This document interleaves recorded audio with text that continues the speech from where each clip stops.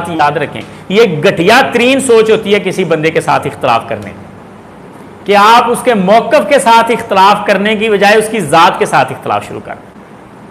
ये अच्छी बात नहीं।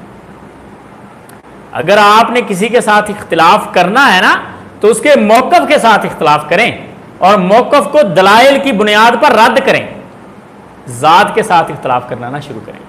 और ये मामला हमारे यहाँ बड़ा आम है, बड़े अफसोस के साथ, और सिर्फ किसी एक मसलक और फ़िरके की तरफ से नहीं, सभी फ़िरकों की तरफ से।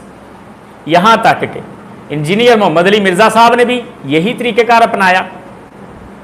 उन्होंने मौक़िफ़ का रद्द करने की बजाय शख्सियात का रद्द शुरू किया, खा वो आइमा में से हों, इमाम इब्न तैमिया हों, या फुकहा में से हों, उलमा में से हों, औलिया में से हों, बुजुर्गाने दीन में से हों। और बात जब बढ़ी तो बढ़ती बढ़ती फिर सहाबा पर चली गई। ये इंतहाई गलत बात है। और नतीजा क्या हुआ? नतीजा ये हुआ कि आज जब इंजीनियर साहब के ऊपर तनकीद होती है तो फिर भी उनकी शख्सियत के ऊपर तनकीद होना शुरू हो गई। अब कल ही ये फैसला है इस्लामी नजरियाती कौंसिल का कि ये बंदा गुस्ताख है और इसको सजा मिलनी चाहिए। और जनाब इसने नकले कुफर करके इसने गुस्ताखी की है। क्या इस मौक़िफ़ में शिद्दत नहीं है? इंजीनियर साहब को भी अब शिद्दत का सामना करना पड़ रहा है, ये बात याद रहे। मौक़िफ़ उनके साथ हमें भी इख्तलाफ है, कई एक मौक़िफ़जात के साथ इख्तलाफ है, लेकिन शख्सियत के ऊपर नकद हम इसके कायल नहीं।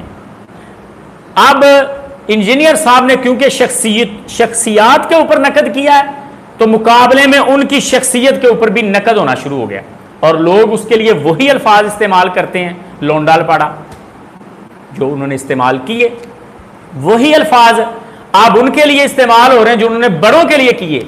और यहां पर मुझे इमाम इब्ने कय्यम रहमहुल्लाह की बात याद आती है। इमाम इब्ने कय्यम फरमाते हैं, जब मैं इब्ने हज़म को पढ़ता हूं तो मैं देखता हूं यार इतना बड़ा इमाम और इतना मजबूत आलिम, और हर दूसरा चौथा बंदा उस पर तनकीद कर रहा है, हर कोई उस पर जरा कर रहा है। इब्ने हज़म का मेयार ये, और इस मेयार पर मौजूद बंदा भी उसके ऊपर जरा कर रहा है। कहते मैं बड़ा परेशान होता हूं जब मैं इसकी वजह तलाश करता हूं कि वजह क्या है, क्यों तनकीद कर रहा है हर दूसरा चौथा बंदा इब्ने हज़म पर।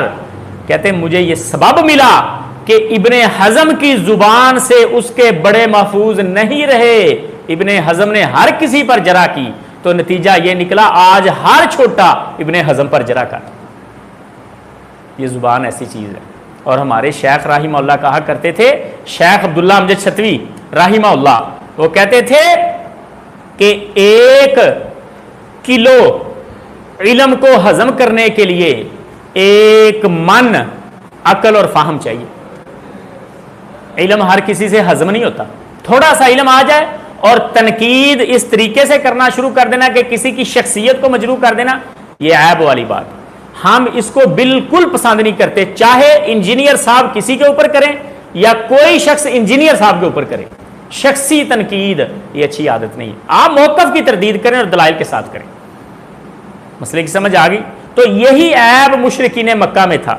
उन्होंने रसूलुल्लाह सल्लल्लाहु अलैहि वसल्लम के ऊपर झूठ के इल्ज़ामात, इफ्तिरा के इल्ज़ामात, मजनून होने के इल्ज़ामात, यानी कोई इल्ज़ाम उन्होंने छोड़ा नहीं। उन्होंने कहा इन हाज़ा इल्ला इफ्कुन इफ्तराहु वहानहु अलैकुम आखरून, ये झूठ गढ़ के ले आते हैं और दूसरे लोग इन पर और कौमें मदद कर रही हैं उनके मुशरिकीन मक्का को मजरूह किया जाए।